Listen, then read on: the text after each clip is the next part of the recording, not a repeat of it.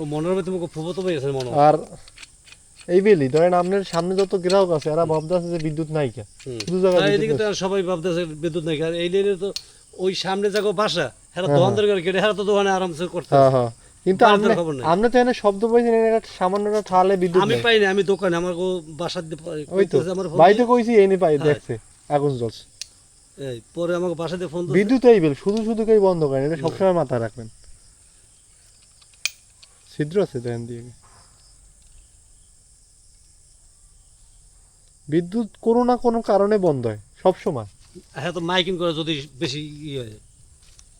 সেটাও আপনি যদি বিদ্যুৎ চলে যায় অন্তত পক্ষে 10 মিনিট পর ফোন দেবেন যে ভাই বিদ্যুৎ আসলো না কেন কারণ আপনি এখনই ফোন দিয়েছেন ফোন দেওয়ার পর কইছি কোনখানে আপনার নাম ঠিকানা রাখতে পরে এখানে আসছে হ্যাঁ বুঝেন না কি কইছি কিন্তু অফিসে জানে সব লাইন চালু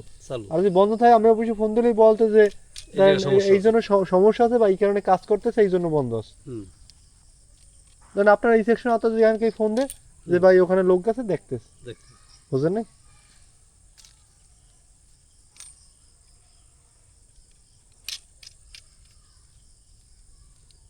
দ্রুত কাটতে হবে কারণ ওই দুই চার আঙ্গুল বাইরে দুই তিন এক আঙ্গুল বাকি না আমরা চার আঙ্গুল দূরে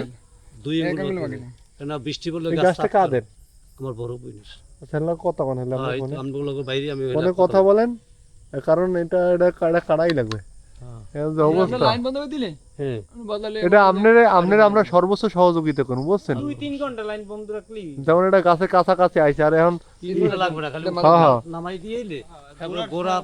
সব পরে হালাইলেও সমস্যা নেই সেইটাই আর যদি ঘর বৃষ্টি দিলে একটা বিপদ হয়ে গেলে বুঝলেন আর দিতে যান সব সময় দরকার হ্যালো ক্যাপটা থুইছিলাম আমি জানি চার্জার তো এই জায়গা কারেন্ট নাই করে আরে আল্লাহ তো এনো কারেন্ট নেই তুমি ফোন দিয়ে আর কইছো মুই দোকানদার এই বই দিছি কারেন্ট